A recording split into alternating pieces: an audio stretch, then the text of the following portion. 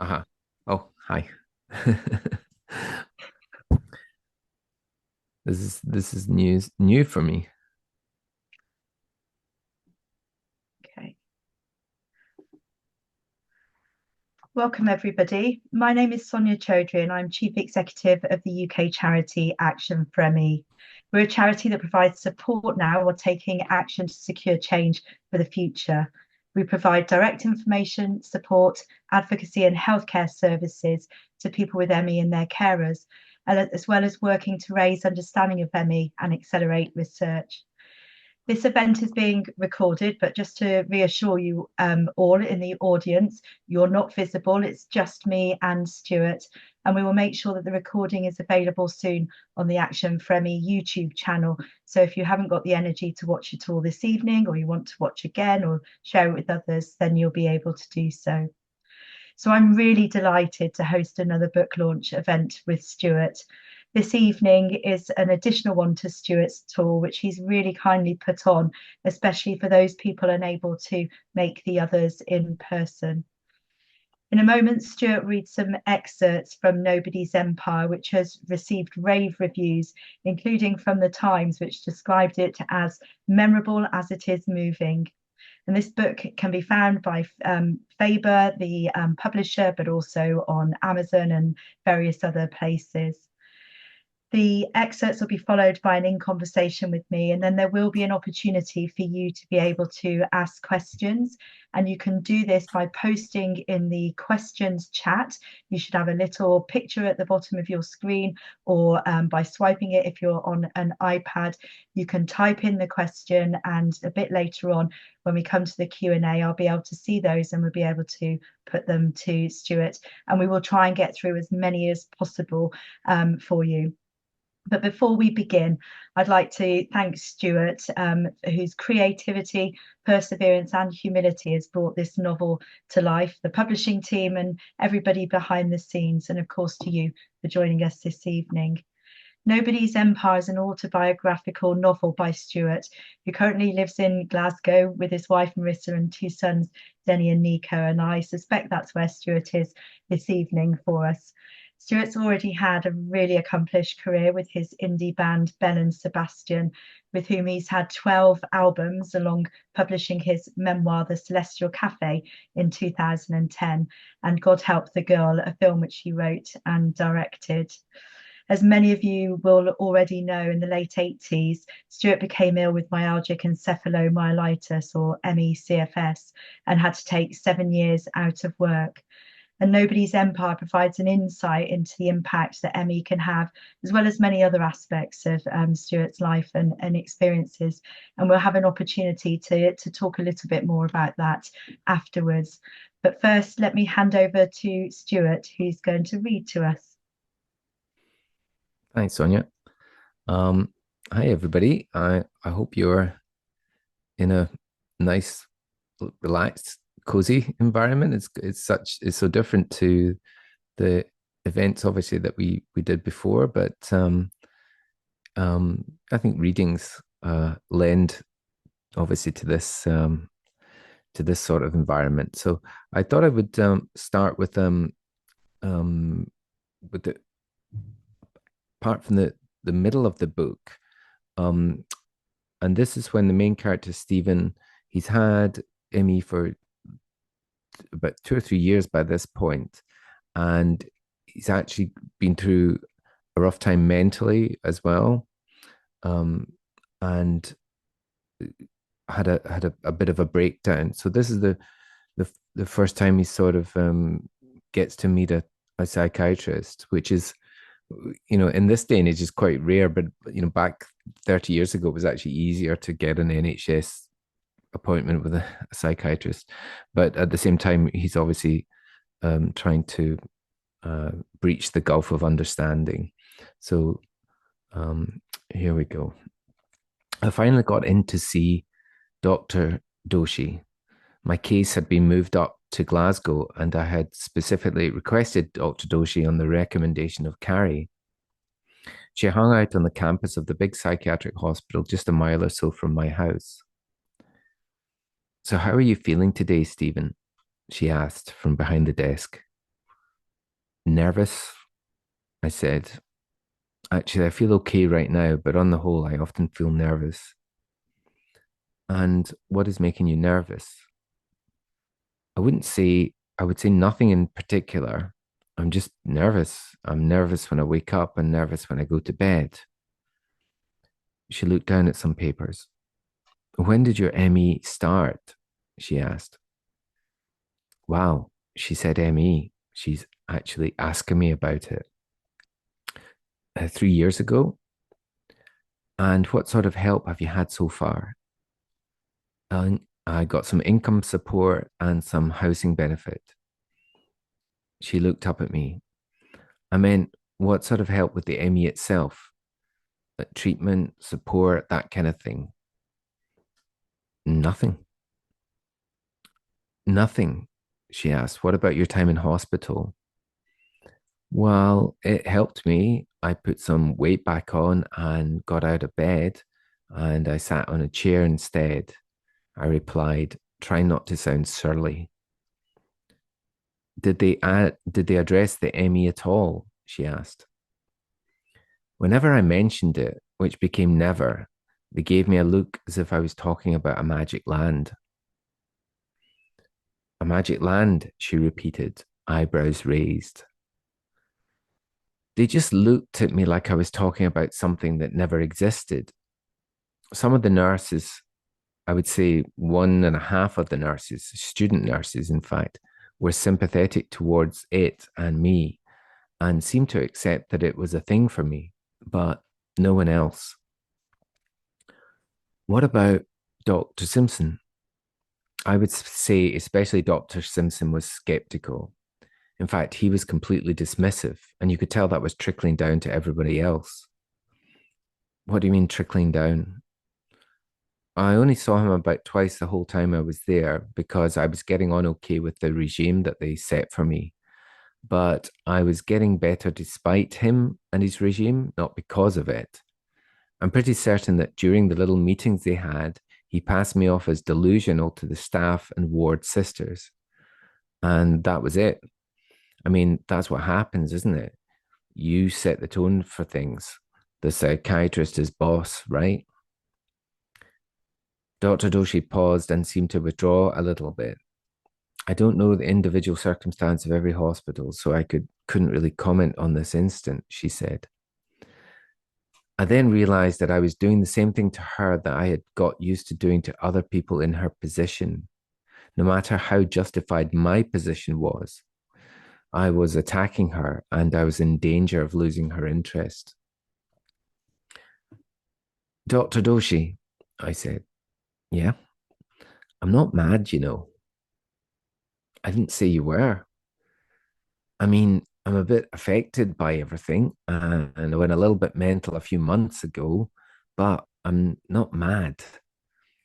I'm certain you are not mad, Stephen. I'm just trying to understand a little more about you so I can help, she said in a softer voice. I thought about it and I looked at her and she was cool and everything. I wanted to believe her, like I wanted to believe the rest of them. And I think most of them had wanted to help me, but the mind was her business and I wanted somebody to fix my body. Then I could fix my mind. My main problem is ME, I said. Okay. If I wasn't so weak and sick all the time, I wouldn't be depressed. How does it affect you then? She asked. Well, it affects me every day. I feel ill every day. It's like having a cold or flu. But if you say that to someone, it's like, big deal. Everybody has a cold or flu. But that's not the point. Imagine having the first day of a cold or flu every day of your life, feeling sick and weak and poisoned every day. It's what that does to you. It's the days and the years, fucks everything up. Sorry for saying fuck. No, don't worry, you're okay. She was jotting a few things down. So, what happened a few months back? She asked. At least she seemed interested. I don't really know. I just think my luck ran out or something. I've been ill a few years now, and if you're restricted in what you can do and you can't work, you're always cold, you can't have a girlfriend, it adds up. It probably does. Dr. Doshi looked at me not unkindly. So you really think you couldn't have a girlfriend? She asked. Present circumstances, probably not. Why not? She asked. Well, they'd have to be too kind and too understanding. They'd have to accept me the way I am and be cool with all the waiting and the inaction. It would be like having a third of a boyfriend. Do you ever meet other people with ME? What about them? She asked. Well, I do. That's the thing. We have a group, a support group. I started it actually with my friends Carrie and Richard. They have ME. And we get on well, we understand each other, but everybody in the group is looking out for a normal, healthy person to go out with. That's the goal. We couldn't go out with another ME person. It would be too sad and claustrophobic, but like settling for sickness. Okay, I know what you're saying, she replied. I don't necessarily agree with you about the relationship thing, though. Also, it's good that you have a support group just now, but the goal of all support groups is that they should break up. I said. You don't agree? It's a fine idea. I just can't see it being as tidy as that, like we all graduate and go off and have families. All right, so that's the end of that reading. It's quite long. Hope you're still there. Um, what do you think, Sonia? Do you want me to do? Do you want to have a chat just now, and then I could maybe drop in and do another reading in a bit. Yep, that sounds good, Okay. Stuart. So let's start off, obviously, by talking about the title. So Nobody's Empire is a song on Belle and Sebastian's album Girls in Peacetime Want to Dance. What inspired that title? Um. Well, funny enough that it. I mean, obviously, I took the name of the book, Nobody's Empire, from the song, Mhm. and I didn't set out to write a song called Nobody's Empire. When you write a song, you just um you're sort of you're catching on to a live animal. You're trying to you're just catching up to a train of thought, and it just sort of tumbled out that line where um we're living on the edge of nobody's empire, um and I just sort of went with it. And I think sometimes when something does tumble out unconsciously, it has a kind of more meaning than you actually could have come up with, even when you can't quite pin down what it does actually mean. But I think when I look at it in some sense, what I was saying was that we were second class citizens, and we were just unable to keep up with our people of our age or ours, and so yeah, we're living on the edge of nobody's empire. Let's just stay with the kind of that theme a little bit, because you take the reader alongside Stephen, Richard, and Carrie on their ME journey. What did you hope to achieve with this? What I hope to achieve with the book? Yeah, and by taking the reader on that ME journey, Yeah. or um or their ME journey. sure. Well, I guess I was, at different points I was, I mean, it's funny when you write a book. um it's a long time to be occupied in a kind of artistic endeavor. And so I was I was trying to put the record straight. I just very simply, I felt like I had a story to tell, and I wanted to tell it. And my motives for telling the story was that I wanted to engage and entertain people, and I wanted to engage and entertain myself while I was doing it. But saying that, though, there was a side of me that was very much writing with the ME community in mind, especially maybe the ME community from 30 years ago, because that was the scene I was in. and caught up with and engaged in. This before the internet, so it was more local. And so, in a sense, I was writing the kind of book that I wished had been around 30 years ago. And I wouldn't say it's not really, it's certainly not a guide. It's not any sort of clinical guide to ME, far from it. It's the story of a person, Stephen, who is a lot like me, and his two pals. And I try to keep it as hopeful as possible. And I didn't want to um, I wanted to put in as much funny stuff as I could, because that's what gets you by, is humor in difficult times, whatever's happening. So I tried to keep a bit of humor in it as well. And just in terms of, because obviously last time we spoke, the book had just been launched literally a couple of days before. So how has it been received by people, and particularly the kind of the storytelling that you give around ME? Because there are many people that still don't really have proper insight into how ME can impact people. Can you just give us a flavour of the reaction that you've had?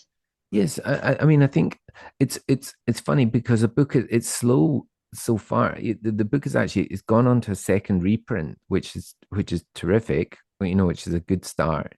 But at the same time, it does take it's quite a long book, and so the feedback I've had so far is just from a few comments, and then some people that I know, but all very positive, and some people with Emmy have enjoyed it very much so far.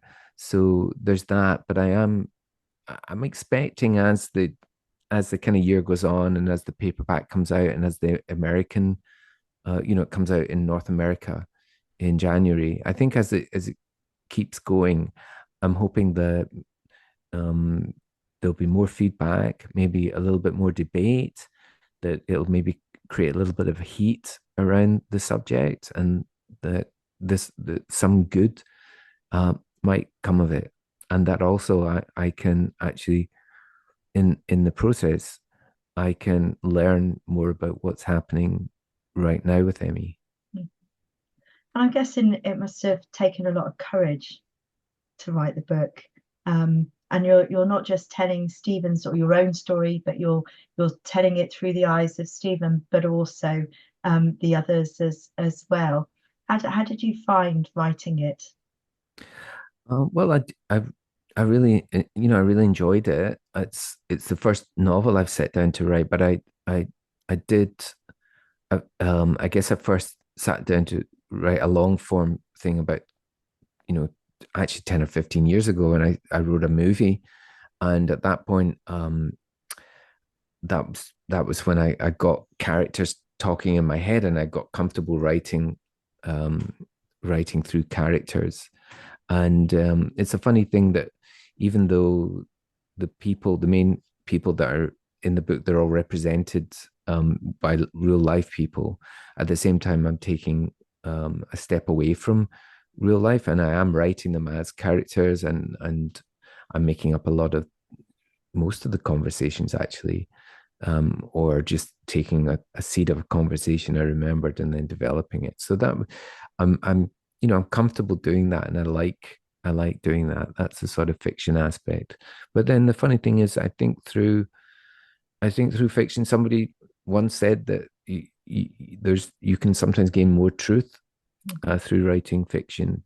If I was to really rack my brain and only put down exactly what happened, and it was a non-fiction book, I think the writing might be kind of way more stilted, boring, depressing, to be honest. Yeah.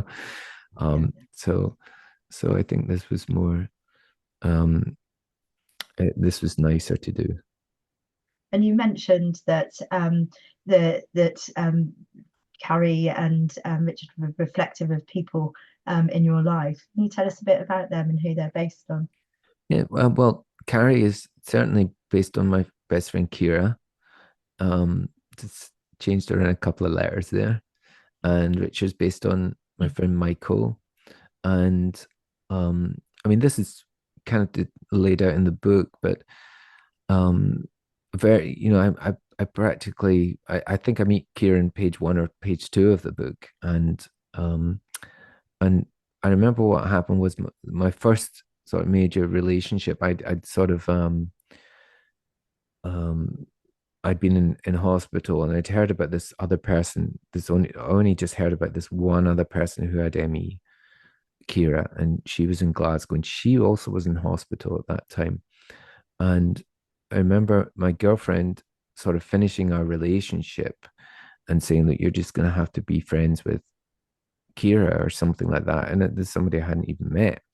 And and I remember being a bit peeved at the time. Obviously, I was a little bit upset at the relationship finishing, but saying that my girlfriend had been amazingly supportive up to that point. But I can understand why she felt like she'd sort of done a job, got me to a certain point, and was needed to move on. And then, but the funny thing, like, is like 35 years later, Kira's still my best friend, and I talk to her pretty much every day. So, we've been a great support for each other. And the strange thing about Michael was that he was one of the only people to come and visit me when I was in hospital because I was back at my parents' house. And, it's just a small town. And I was surprised to see him. But then it turned out that he had slowed right down as well. And he'd ended up back living with his folks at the same time and got a diagnosis of ME as well. So, how's that for kismet? And so the pair of us, we stayed with our folks for another 6 months or 8 months, and before we moved together back to Glasgow, and then we that was quite um a sort of challenge for us, but it was a good, it was good to be independent, and we weren't working obviously, but we had a flat together, and that's the period of the first half of the book at least. And I mean, clearly the relationships and the friendships that you made, you've just described, were, could be seen very much so as silver linings that have come from Emmy for you, but also in terms of the story in the book. Has that been the case more broadly from you? Are there things that you've learned from Emmy that maybe you wouldn't have otherwise learned? Well, it's funny. Somebody, I can't remember who it was. Somebody said to me just a couple of days ago, Emmy's the gift that keeps on giving. And now they were being ironic, um, because, it keeps surprising me, but not in good ways. Like, I actually was admitted to an accident emergency on Friday. I had a took a turn in the city center, and I passed out, and I was having terrible spasms, which it's never happened. I've had some body spasms in the past, but um, to the point where I could hardly speak. And so this was new, and they checked me out for epilepsy and stroke, and they said I was okay. So just, I like, something new will happen, and then you'll take a tumble, and so I'm having to kind of deal with new stuff after after 35 years. And it's definitely within the realm of Emmy. And my wife's terrific because she was looking up these new symptoms and saying, well, that there's a lot of other people online have had this, especially post COVID. It Mm. was it was actually post COVID that I had COVID 3 times, and it was that these new things started happening to me, like numbness um and dizziness, um and I irregular chest pains that couldn't be explained. Just a whole smorgasbord of stuff over the years, and which can be quite frightening. But there's in a sense that um, there was I had some consolation. I know I'm getting off the topic a wee bit, but I wanted to tell you about this because it feels so kind of new, and and maybe um, people will relate to it or find it encouraging. That so even though the health establishment couldn't really help me, um and I ended up back at my acupuncturist this morning, and um just walking in to this guy who's been my acupuncture guy for like 25 years, and I explained to him what happened, and he was like, okay, okay, yeah, okay. He's in the holistic sense of what I was describing was to him was still within the the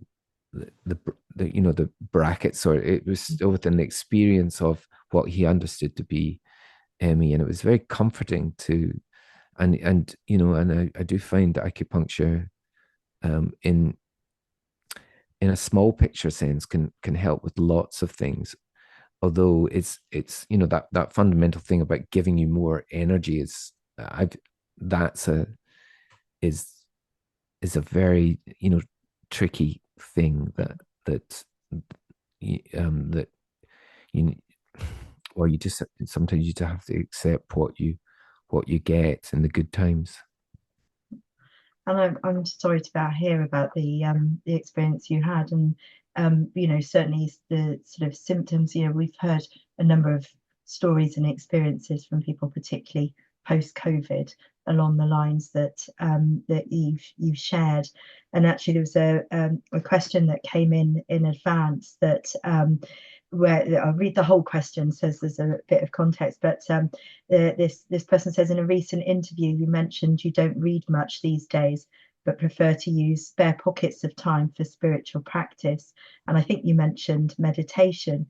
Would you mind sharing what else you do? So acupuncture is clearly something for you personally, you found of some help. Are there other things that you've also found help you? Sure, yeah, there are lots of things, and I would say that whatever, if you're listening at home and thinking, okay, acupuncture, that's not for me, and that's fine, because yourself, it sometimes you'll just hear about something and you'll try it and you'll work it. And I would say whatever you hear, whatever sounds good to you, have a go at it. Just have a go. If it doesn't work, don't be too disappointed, but if it works, stick it in your pocket. That becomes part of your toolbox. And so I get lots of little tools, and it all just helps me get by. And in a sense, getting by, and that might sound like settling for second best or something, but getting by can still be pretty good, like so some meditation I just love, and I couldn't rate it highly enough. I know it's not for everybody, and I know concentration can be very difficult for some folk with ME. I don't want to get too spiritual. It's not really spiritual, but the fundamental thing about meditation that I love um is that in our busy minds, in our worried mind, our anxious mind, let's face it, ME can throws up a lot of worry, that you with meditation you can almost guarantee to find a little bit of peace. I can anyway. I'm not saying it's an amazing bliss, but you can find a little bit of peace. And this is even through anxiety and through a long stretch of depression that I've had. I can eventually get this peace. And I feel that there's a fundamentally there's a peaceful mind underneath everything that's going on. And if you can tap into that, then it's such a encouraging thing to think, okay, I can fall back on this. I can go into my place and find that peace. It can be very, restorative as well. Just finding that little pocket in the middle of the day. Um, it's almost like a concentrated sleep. Even though it's like it can be very very helpful. So meditation is really good for me. I also do this thing called tapping. Have you heard of the tapping? It's got a longer name, a Sunday name, like ENT tapping, emotional something. But I, EFT. I just I've very quickly turned it into I tap anywhere. I tap like if I'm out somewhere and the tapping something I'll do um if I'm in a band practice and I say, guys, give me 15 minutes, and instead of going home and giving up, I'll do my tapping, and it's that'll get me to quite a concentrated restorative place and allow me to get through the practice. Or if I'm like having a meal somewhere out at a friend's, go into the bathroom and do tapping, and that's on the kind of acupuncture points as well. So that's related to my other drug of choice, which is acupuncture. I mean, could talk. I have tried, 35 years, a long time to have ME. And in the first um, 2 or 3 years, which is documented in the book, I talk about some of the things that we tried and failed, and some of the charlatans that sold us, sold as a pup instead of a pig. That's an old-fashioned saying for getting ripped off. And it's this that kind of stuff can be very painful because you're putting your store in people and you're getting let down. So you do have to be wary, and I'm sorry if you've been through that sort of experience. But 10 years ago, when I had my kind of resurgence with ME that leads up to this present day, I did take up with a specific clinic in London that were, I think they were called the Optimal Health Clinic.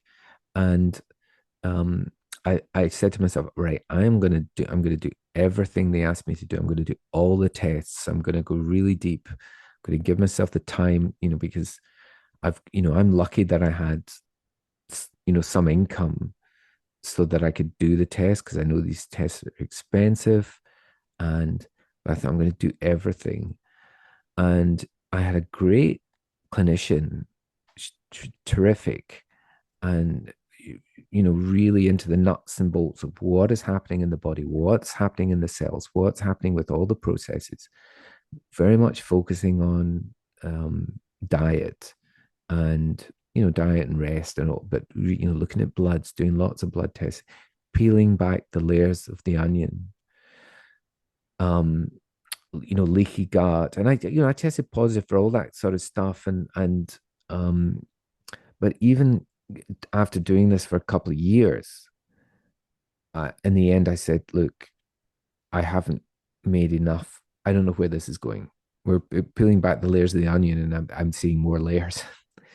And it's actually getting pretty exhausting, and it's taking up a lot of time and money.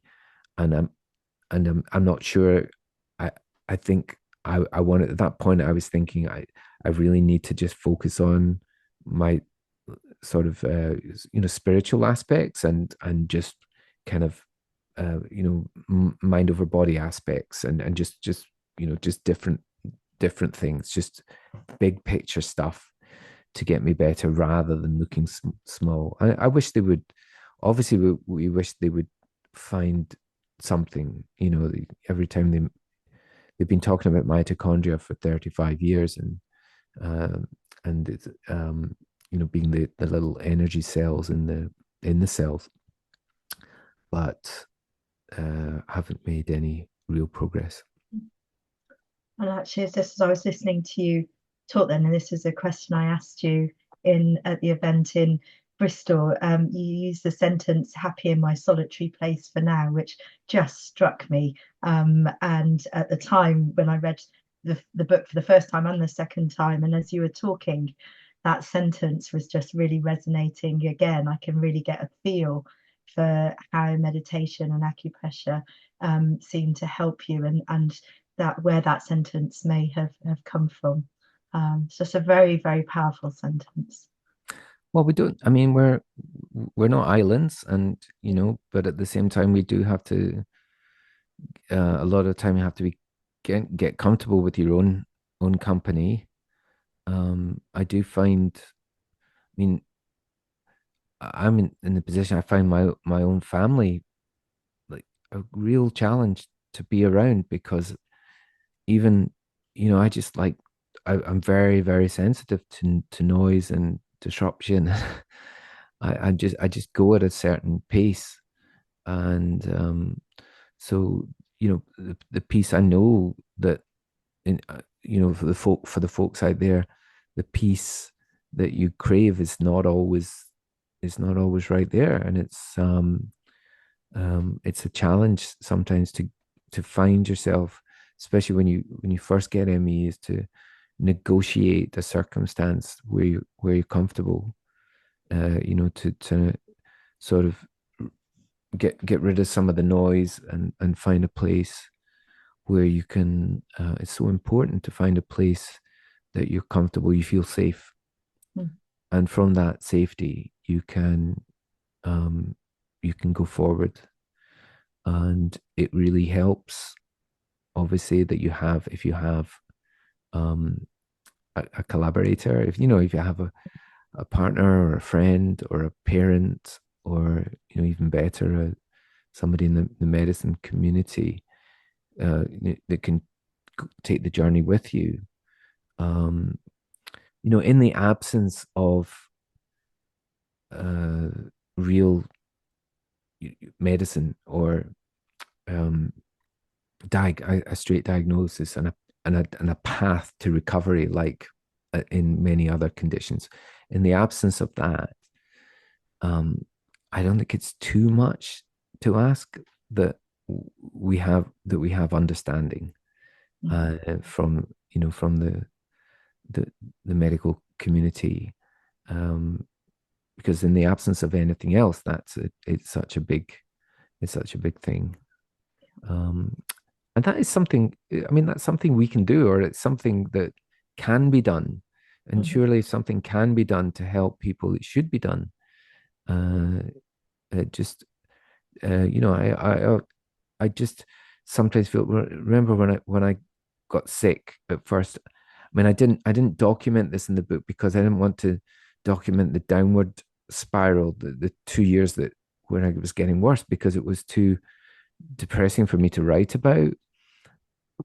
If somebody had just caught me at any point, I think my ME might have been less severe, at least in the short term. If somebody had just been able to explain to me, okay, you need to put yourself in this place, because I was just falling. It was getting worse, and there was a spiraling effect because nobody was helping me.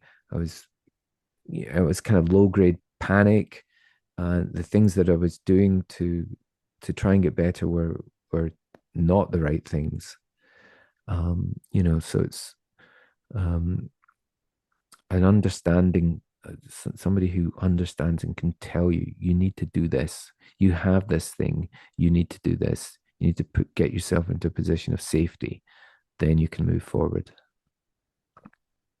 I'm just as then, as you say, understanding costs nothing, and that is so lacking. And I'm sure many of the people in the audience today or watching afterwards that will recognise the desperate need for that.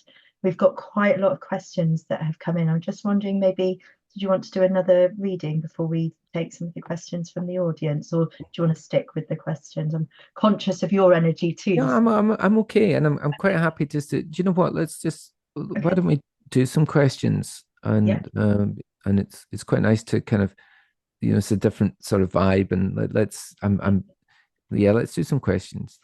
Okay. Um, There's somebody here who says they've had ME plus 20 plus years, PhD student in creative writing, both researching and writing a creative response to participant and my own experiences of ME. So their question is, how have you managed to protect yourself from any triggering aspects of writing about your own experience of the illness? Yeah. Well, do you know, it's funny. Sorry, what's that person's name? Do you know? Arlene. Arlene. Arlene, well, like I sort of hinted at an answer that just a moment ago, that because I didn't want to write about the downward spiral. Yeah, um, I didn't want to. It's true, I didn't want to trigger things.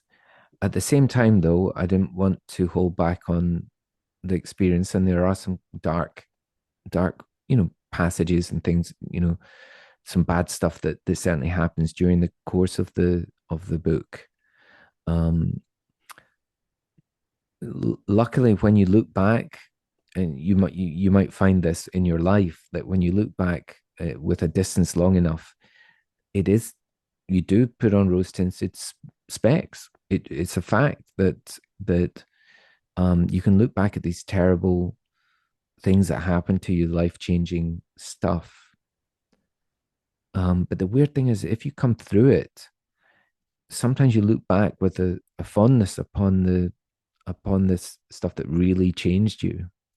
And that was partly the reason I had to write about it. If I hadn't got ill, I wouldn't have, well, I don't know what book I would have written about, but it wouldn't have been so heartfelt.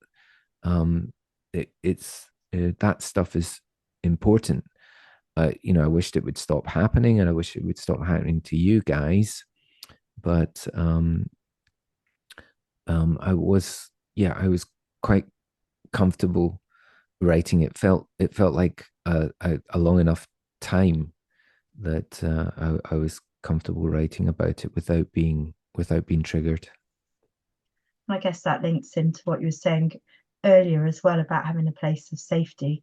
And we know that everybody's experiences of ME is different, it fluctuates, it changes over time. What people need is different at a time. And I guess that word of being having the safety around you to be able to do that is going to be quite important in terms of being able to then be able to write without being triggered.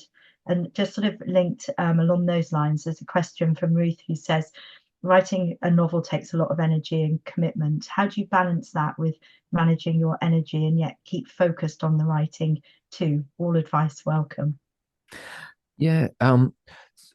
So Ruth, I'm lucky in a sense that I have, um, my wife is very supportive, and uh, I have my job is my job, and the band have always been very supportive. So I have these circumstances that I had in, I could take the time. It's not like Faber didn't ask me for a book. I just wrote this off my own back. So I wrote it in my own time when I felt like I had spare time. I wrote a lot of it during lockdown as well. And um, I just wrote I just wrote a little bit a day. I didn't put any pressure on myself. I never do. I try not to put pressure on myself. Do you know, here's a little, here's an Emmy superpower. I say to people, I say, Emmy, sometimes it's a superpower. Um, you become a good editor with Emmy. And what I mean by that is that in a creative process or in any process, you can go to the finishing line. You can see what's going to happen. Because we're always planning 3 steps ahead, 4 steps ahead. Because we know we've only got limited energy. So we become very good at rationalizing and planning. Um, and in a sense, that works for life. And I wish people would listen to me more, especially people in my family.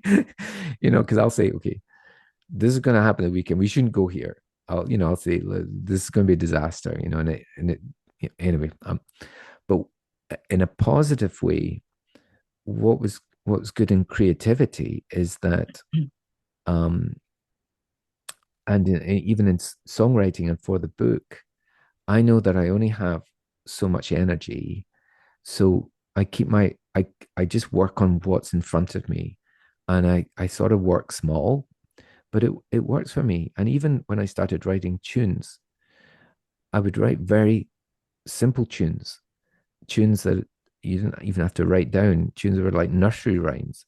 And my songs were short and straightforward.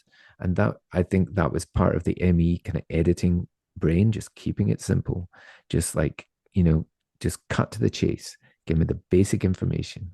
And funnily enough, I heard Paul McCartney saying a similar thing. Like I just read a couple of days ago, he said that the fact that he doesn't write music helped him keep things simple, but all his tunes are obviously amazingly memorable. So, so in a sense, for the book, I was keeping it small and trying to give and keeping it. It helped me to. I just wanted to write real simple in a conversational manner, and this wasn't a thriller. Nobody got killed. I didn't have to sit with a big plan of who done it. It was just this story of my life, so it was quite easy in that way. Thank you. And I'm going to sort of change a little bit to your comment around support groups. So Sue said that she loves the suggestion that all support groups should split up because people get better or move on. Of course, we know that people with ME don't necessarily get better, but perhaps our circumstances change or we change. What are your thoughts around that? Um, well, it's just that like life, that things change. It's interesting. I mean, I only have experience of our support group, the and the group is kind of documented and written about in the book.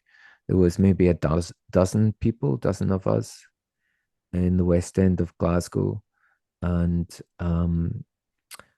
so we did eventually we did break up. We moved on, but some people still had ME for many years, like Kira and myself.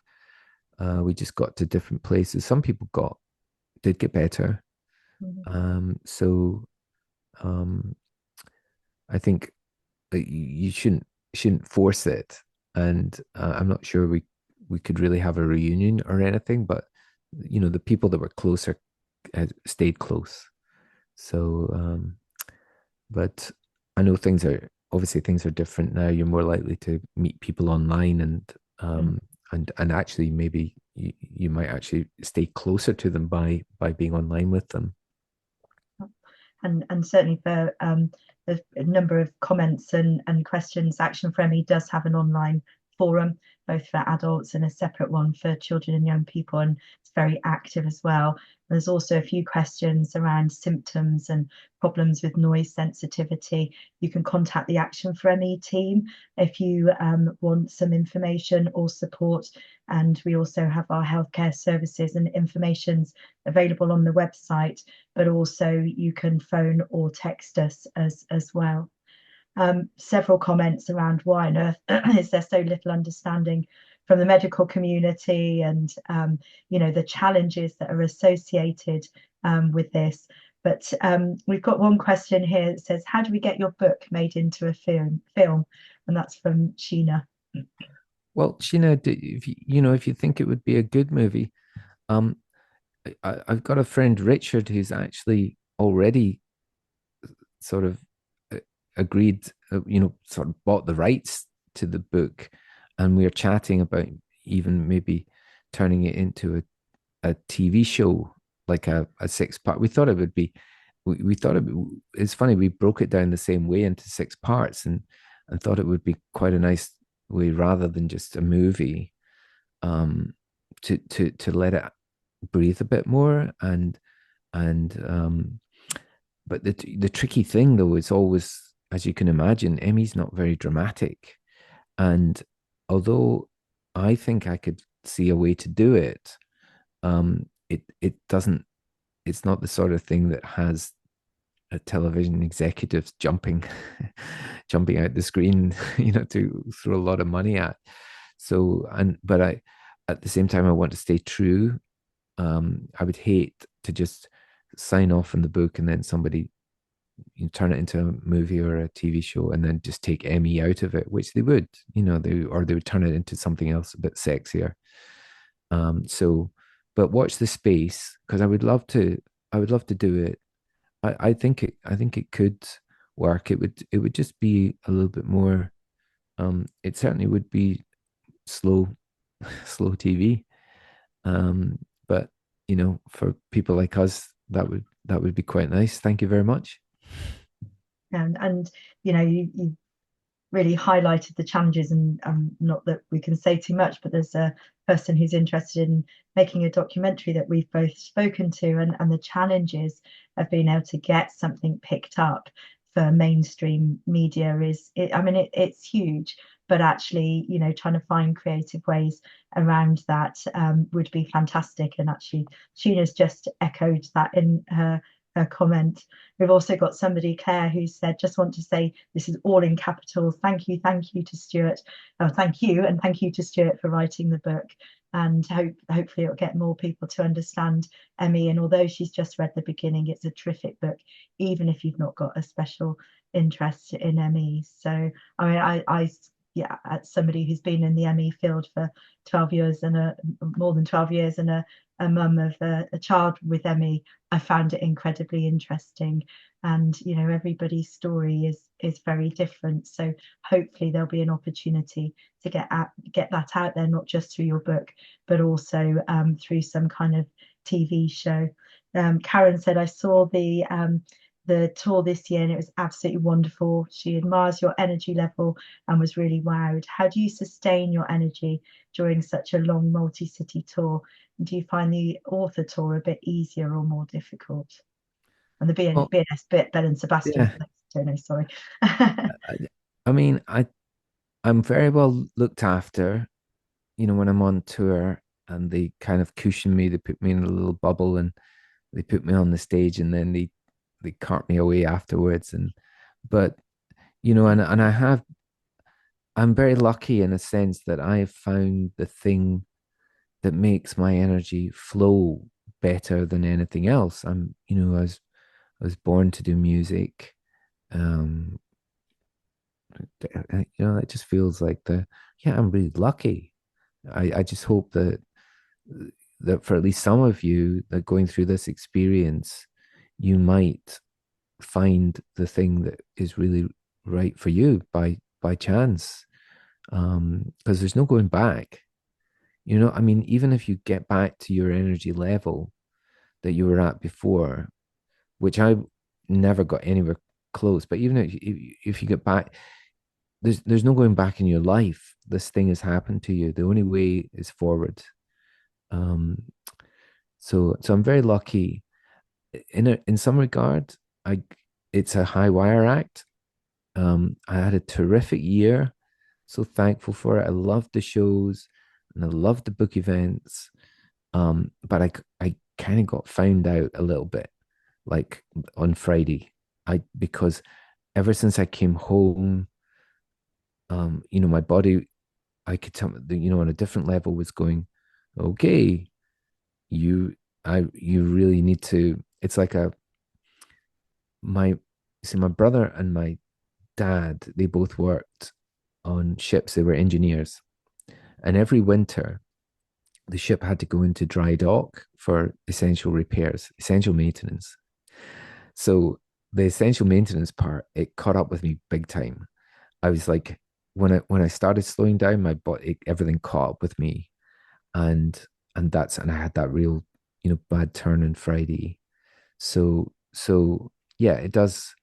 Um, I'm hope I'm hoping I'm just going to rest over, December and January, and uh, hopefully I can get out there again. I'm really conscious we've only got a couple more minutes left. I don't really want to finish with a short reading or a song. Well, I could, I've got my guitar. Hold on.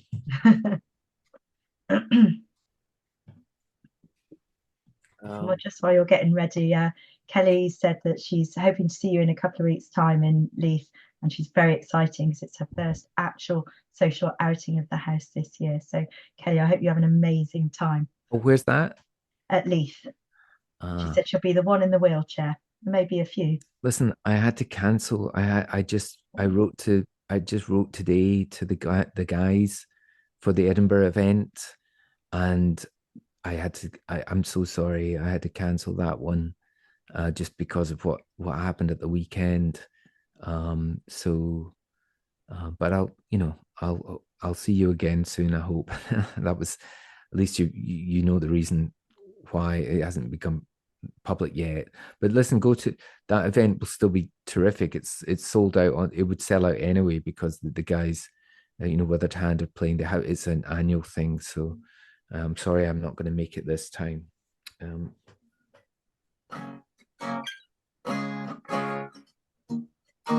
Um, yeah, so I thought I'll give you a couple of verses at least of uh, of a Bell and Sebastian song. It's called "Get Me Away from Here." I'm dying, and no, it has a slightly morose title, but it's not. It's a it's like with all our songs, I'm always looking for the silver lining. I'm being a little tongue in cheek, and this was a song that I wrote when my band first got together, and I was thinking to myself, how long is this going to last? I wasn't sure whether I had the energy and, to really be in a band. But so I was writing about sort of uncertainty. Here we go.